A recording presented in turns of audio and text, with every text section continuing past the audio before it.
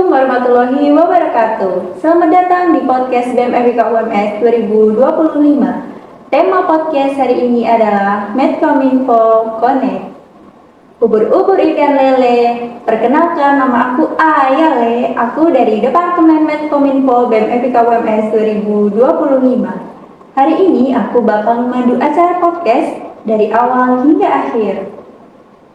Podcast kali ini kita kedatangan tamu spesial dari Departemen Medcominfo BEM FIK UMS 2025. Mari kita sambut Kepala Departemen Medcominfo. Halo Ayah, halo teman-teman. Halo Kak. Sebelum masuk ke pembahasan yang lebih lanjut, boleh dong perkenalkan diri dan menyapa penonton semuanya? Oke, halo semuanya. Perkenalkan, aku Nada Nailul Authar, biasa dipanggil Nada. Aku dari Prodi Fisioterapi Angkatan 2023. Di sini aku sebagai Kepala Departemen dari Departemen Medcominfo. Oke, Kak Nada, halo. Apa kabar? Baik, alhamdulillah. Ayah, gimana kabarnya? Alhamdulillah baik juga. Alhamdulillah. Hari ini puasa nggak Kak? Puasa dong. Alhamdulillah. Ayah puasa? Enggak. Pantes semangat banget nih kayaknya. Iya, soalnya udah makan, harus semangat. Siap. Jangan kalah sama yang puasa. Oke. Tadi Kak Nada dari Departemen Medcominfo. Boleh dong Kak Nada jelasin secara singkat aja sih apa itu Departemen Medcominfo? Oke, kalau dari Departemen Medcominfo sendiri itu singkatan dari Departemen Media Komunikasi dan Informasi.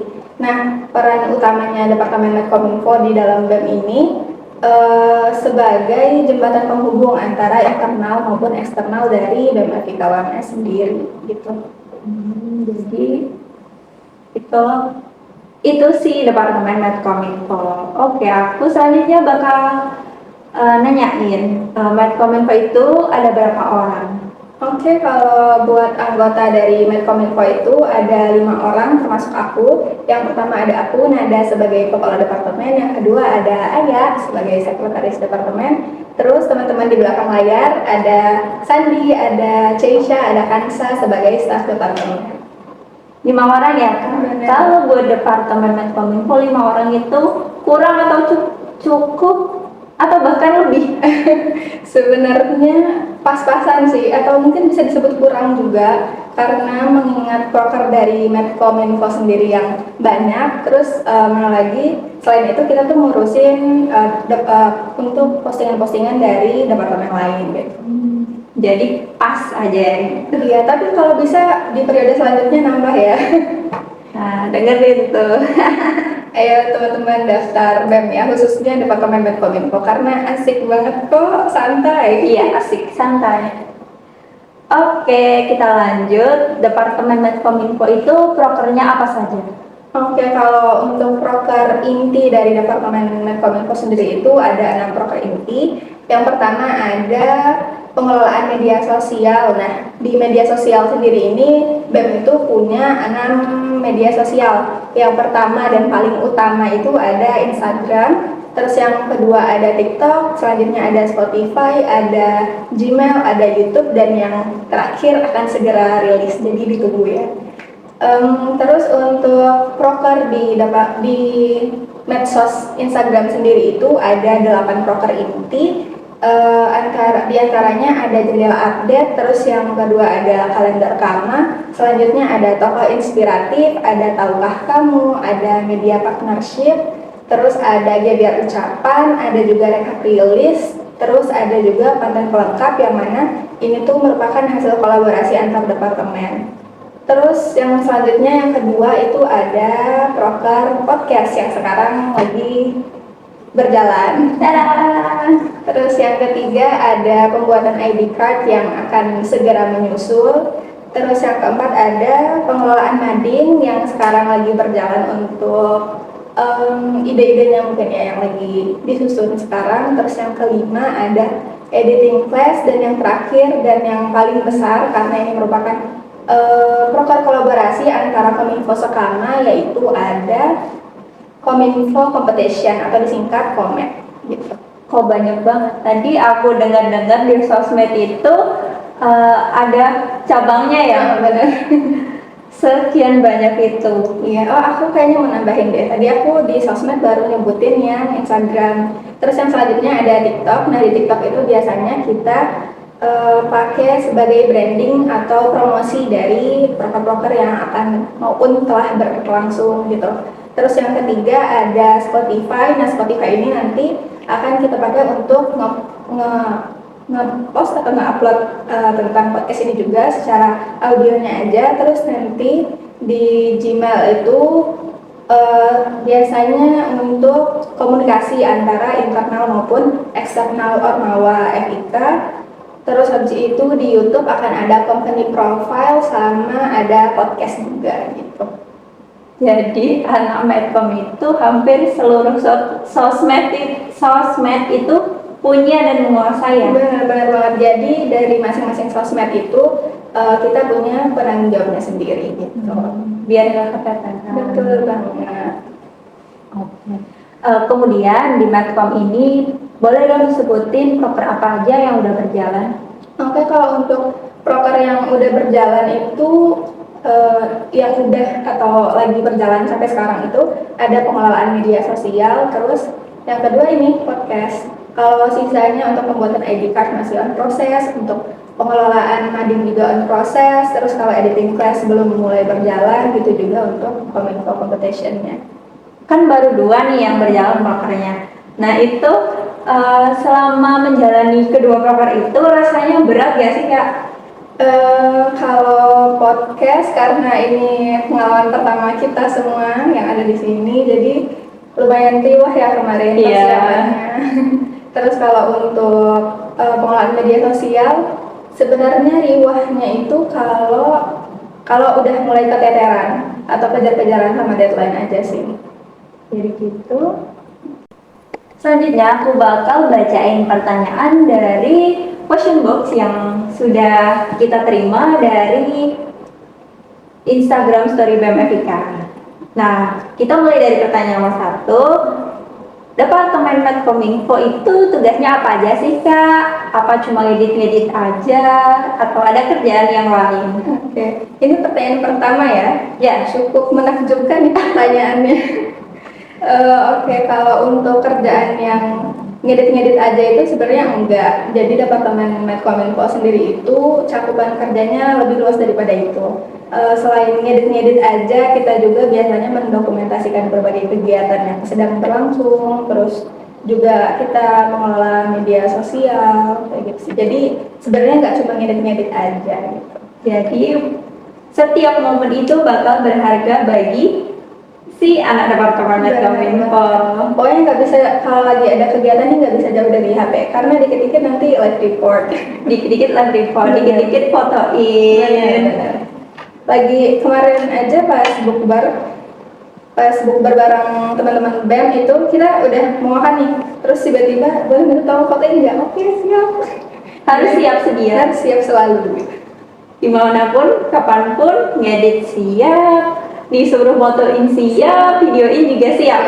Harus siap. Harus siap. Oke, kalau gitu kita lanjut ke pertanyaan nomor 2. Apakah Departemen Medcominfo berkolaborasi dengan departemen yang lain juga? Kalau iya, konsepnya bagaimana? Oke, kalau untuk kolaborasi sendiri pastinya tadi kolaborasi ya pertanyaannya. Benar. Kalau untuk kolaborasi sendiri pastinya setiap departemen itu akan saling berkolaborasi dengan departemen-departemen lainnya karena biasanya hasil kolaborasi itu akan menciptakan hasil yang lebih maksimal daripada sendirian gitu. Terus kalau untuk konsepannya sendiri, kalau di Medcom itu biasanya kita bantu ngupload, kadang juga bantu ngedit. Contohnya kemarin yang ada info beasiswa dari departemen eksternal itu, jadi mereka nyariin informasinya, terus nanti kita yang editin untuk dimasukin ke dalam media sosial gitu. Terus tapi beberapa departemen juga, contohnya kemarin internal, terima kasih udah ngedit sendiri dan hasil editannya bagus kok. Jadi kita cuma bantu departemen internal untuk mengupload dari hasil editannya gitu. Oke. Oh ya, aku mau nambah dikit. Selain itu, contohnya ini juga podcast. Nanti di pertemuan-pertemuan selanjutnya kita bakal mengundang berbagai departemen lainnya, contohnya mungkin POK, PIK, internal gitu. Jadi di podcast ini semuanya diundang. Iya, insya Allah. Bagian atas. Insya Allah. Semoga dapat semua ya. Semoga, amin. Kita lanjut ke pertanyaan nomor 3. Jadwal posting konten sosial media itu tiap bulan, tiap minggu, atau tiap event aja? Oke, kalau untuk jadwal postingan sendiri itu bisa kapan aja sih sebenarnya. Tapi Fleksibel kalau ya? benar banget. Tapi kalau untuk prokernya Medcom sendiri yang udah aku sebutin tadi, contohnya kayak jendela update itu sangat fleksibel karena tergantung. Jadi kalau di jendela update ini kita posting tentang hari-hari besar kesehatan maupun non kesehatan. Nah, di situ harinya fleksibel karena kita menyesuaikan dari tanggal yang tersedia. Terus selain itu ada kalender Kama yang biasanya kita posting di awal bulan, tapi nggak mesti tanggal 1 karena biasanya masih ada beberapa proker yang harus difixkan lagi tanggalnya, jadi nggak mesti tanggal 1 banget gitu. Terus toko inspiratif juga yang biasanya diupload tanggal 10 setiap bulannya. Nah, ini juga bersifat fleksibel karena contohnya juga dari Departemen Eksternal kemarin minta tolong untuk kita ngupload info beasiswa. Nah, itu tuh sebenarnya bertepatan sama tanggal uploadnya toko inspiratif, tapi karena kita merasa urgensinya info beasiswa lebih penting daripada toko inspiratif, jadi kita mengutamakan dulu info beasiswa kayak gitu. Jadi diurutin dari urgensinya dulu ya. Kan sebenarnya itu kontennya itu udah dijadwalin tiap ini ya, udah dijadwal dan benar. Tapi pernah nggak sih kalau mau upload itu ada bentrok gitu? Kayak dari ini dari departemen lain minta upload, dari Medcom sendiri punya prokernya sendiri, otomatis kan bentrok gitu ya. Kalau gitu sering banget sih sebenarnya. Terus gimana itu cara ngatasinya kalau bentrok gitu? Jadi karena seperti yang udah aku sebutin sebelumnya, kalau syukurnya proker dari Departemen Medkominfo ini lebih fleksibel, jadi kita lebih mengutamakan keurgensian. Tapi kalau kita merasa maksudnya contohnya misalnya Kastrat yang minta segera ngupload konten atau ngupload postingan di Instagram, nanti kita lihat urgensinya lagi, kira-kira seurgen apa sampai kita harus mendahulukan postingan mereka dibanding postingan kita, kayak gitu. Kita lanjut ke pertanyaan nomor 4. Bagaimana cara Departemen Medkominfo membranding BEM FIK UMS dan menjaring kaderisasi melalui media sosial? Oke, kalau gimana? Maaf bisa diulang? Oke, bagaimana cara Departemen Medkominfo membranding BEM FIK UMS dan menjaring kaderisasi melalui media sosial? Oke, kalau cara Departemen Medkominfo membranding BEM FIK UMS itu dengan cara kita bikin konten-konten yang kreatif, inovatif, dan relevan dengan minat mahasiswa gitu. Memangnya minat mahasiswa tuh yang kayak gimana Kak? Kalau contohnya ya sekarang kan lagi ramai banget nih Velocity. Nah jadi nanti minta jadi nanti kita bisa juga bikin setiap akhir kegiatannya biasanya kita tetap bakal konten. Nah itu salah satunya kemarin udah beberapa kali bikin konten Velocity. Bisa dicek di Instagram maupun TikTok BEM FIK UMS ya. BTW itu kan sering konten, mau nanya. Kalau sering konten dia jadi salah belum? Sekarang. Aduh ini kalau serius nanya, bertanya dengan nada lembut. Ini kalau ada yang tahu cara FYP tolong kasih tahu kita ya, soalnya kalau rame sebenarnya kalau di TikTok kan viewersnya, di TikTok Instagram kan kita bisa ngeliat viewersnya ya, tapi kayak masih kurang memuaskan gitu loh. Jadi kalau ada yang tahu cara buat FYP tolong kabarin kita. Sudah viewers aja Kak. Boleh. Loh, boleh nih.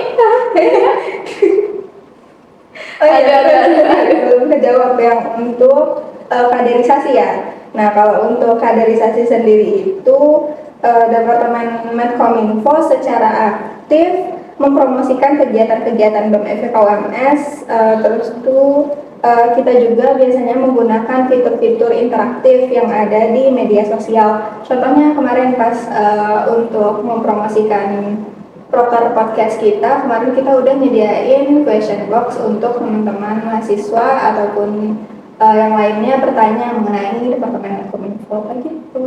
Selain itu juga kemarin di Departemen TIK itu ngadain kuis gitu. Nah di kuisnya itu juga kita bisa saling berinteraksi kayak gitu. Jadi gitu. Benar.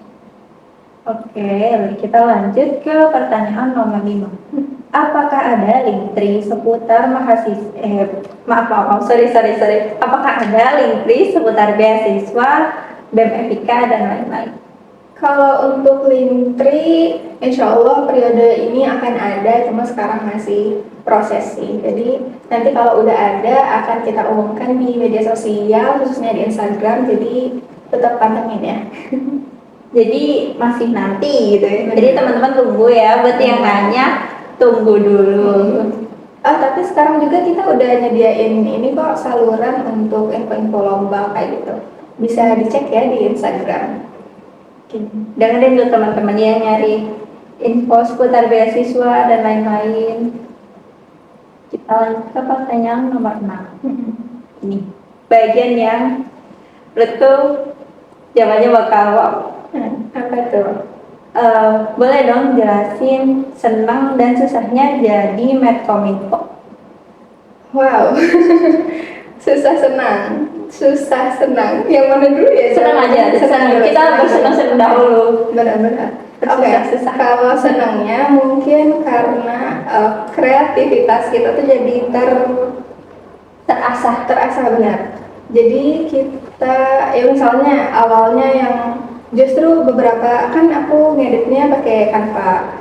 Nah, justru sebelum berpartisipasi ke dalam Medcom ini masih ada beberapa fitur di Canva itu yang aku nggak tahu ternyata dia ada.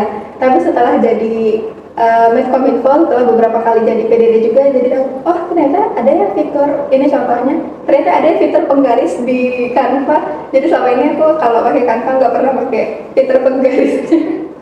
Baru akhir-akhir ini sih pakai fitur penggarisnya itu. Terus apalagi ya? Senangnya apa? Kalau senang apa lagi? Gak ada lagi? Masih ada. Aku rasa kayaknya kalau senangnya itu kalau pada saat hasil editan kita itu diapresiasi. Contohnya setelah kita upload nih, kan jadi ada rasa bangga tersendiri karena hasil editan kita tuh dilihat sama banyak orang nih. Terus apalagi nanti kalau udah banyak likes-nya, terus banyak komen, banyak yang nge-share, itu kami sangat merasa terapresiasi kayak gitu. Kayaknya untuk senangnya itu aja dulu deh. Itu aja dulu. Kalau buat kesahnya? Kesahnya atau susahnya? Mungkin kalau ini sih paling pas lagi kejar-kejaran sama deadline, terus apalagi kita harus tetap menyeimbangkan antara kehidupan organisasi dan kehidupan perkuliahan, yang mana kehidupan perkuliahan itu harus tetap lebih diutamakan daripada organisasi. Dengan cara itu kita harus lebih jago untuk menghandle waktu kayak gitu. Tapi buat Kanada sendiri itu di real life udah terlaksana belum gitu? Ini tadi kata-kata bijak aja ya. Oh, coba kata-kata bijak aja belum terlaksana. Sedang diusahakan, semoga bisa tetap seimbang. Aku mau nanya, ini nih pertanyaan dari viewers Instagram ya. Berarti untuk Departemen Medcominfo. Bener. Sekarang kakak yang nanya boleh kali ya? Boleh. Kalau untuk ayah sendiri, kamu kesah di Medcom tuh kayak gimana?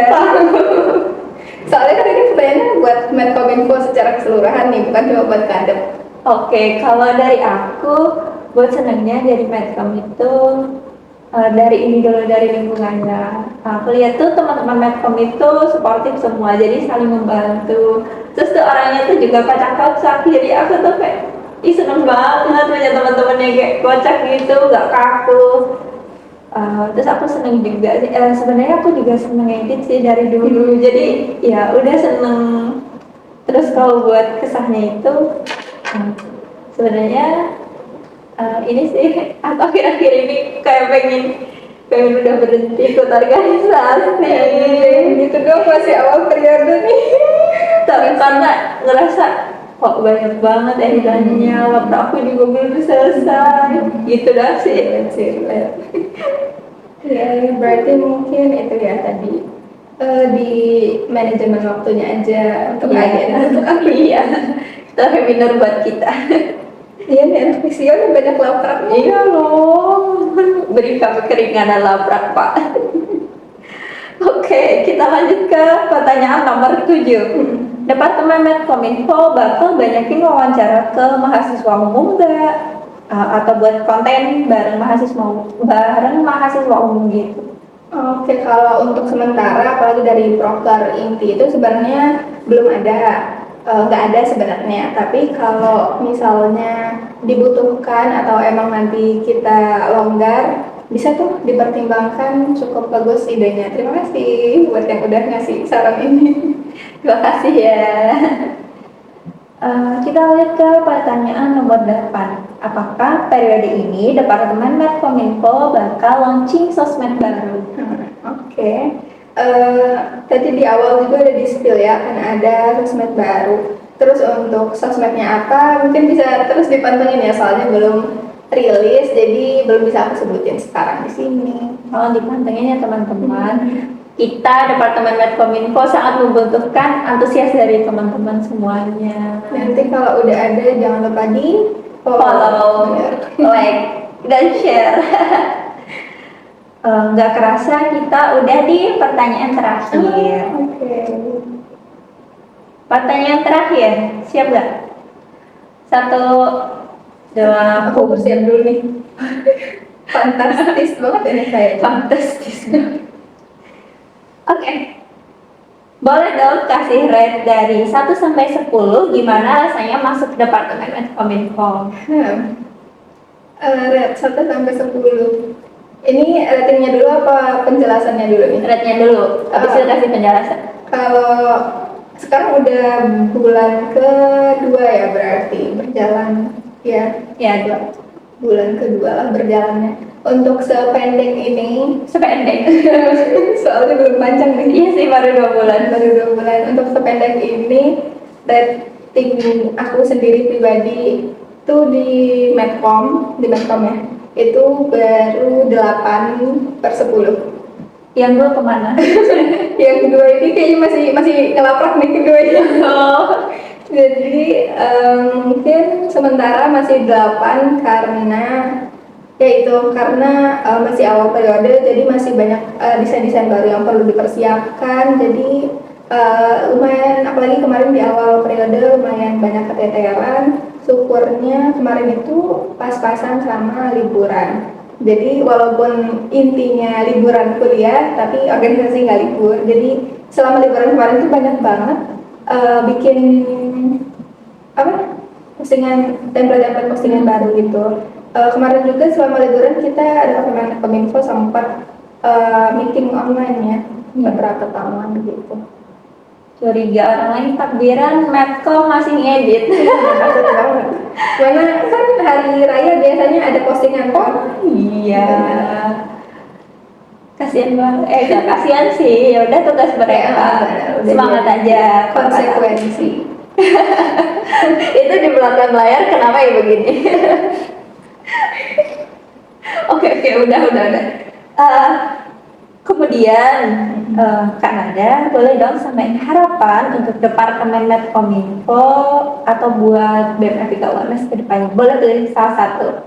Kalau gitu aku pilih ini aja deh, departemenku tersayang ini. Oke, buat teman-teman Departemen Medkominfo, Ayah, Cesha, Kansa, Sandi yang ada di belakang layar, harapannya, aku harap kalian nggak bosan sama aku yang tiba-tiba, guys, ada yang free nggak? Minta tolong dong. Revisi dong. Ini ada yang mau direvisi lagi nggak? Semoga nggak bosan sama kata-kata itu. Terus semoga tetap semangat sampai akhir nanti. Karena ini masih awal. Terus habis itu aku nggak cukup sih, lebih bangga mungkin dari apa yang kalian lihat. Nggak kelihatan aja sih sebenarnya, aku bangga banget sama kalian, sama aku kalau ngelihat hasil editan kalian tuh kayak lucu banget sih editannya, kok bisa sih, sampai aku kadang kok bisa sih kayak gini. Kayaknya aku harus belajar lebih lagi nih sama teman-teman Medcom, intinya kayak gitu. Pokoknya maaf kalau masih banyak kurangnya, kalau masih ada kurang-kurangnya boleh kok di apa ya, dikasih tahu ya gitulah, kasih tahu aja ke aku kalau masih ada kurang-kurangnya. Terus intinya kita sekarang berlima, nanti sampai akhir harus tetap berlima. Ketambahan nggak apa-apa kok, ketambahan Kalau kenapa nggak apa-apa, kalau kurang jangan. Tapi kemarin katanya sempet ada yang beda. masih awal bener. Aduh, jangan kasus ya. Jangan kasus, jangan dong, harus tetap semangat ya Iya. semuanya. Masuk berlima, keluar juga berlima. Betul. Oke, yang di belakang layar. Mantap. Oke, kalau gitu kita akhiri sesi ini. Udah ya? Iya, udah mau selesai. Asik banget nih kayaknya. Iya. Oke. Oke, kalau gitu terima kasih sudah sharing-sharing pada sore hari ini. Semoga dapat memberikan informasi dan pengetahuan yang lebih mendalam terkait Departemen Medkominfo yang ada BEM FIK UMS 2025. Langsung saja kita tutup sesi podcast hari ini. Wassalamualaikum warahmatullahi wabarakatuh.